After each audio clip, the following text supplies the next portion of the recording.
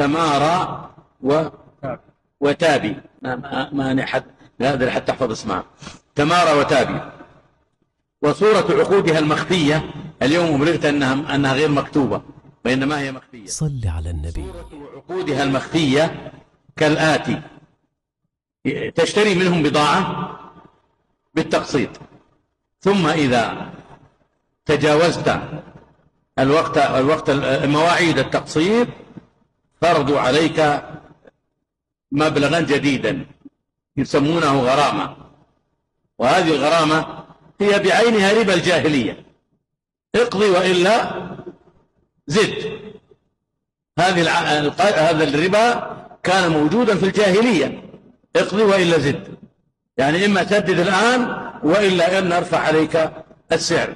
ما الفرق؟ الفرق في الاسم، في المسمى. فكونهم يضربون غرامة على هذا وكثير من الناس يتعاملون بها، يتعاملون في المستشفيات وفي العيادات الأطباء وما إلى ذلك.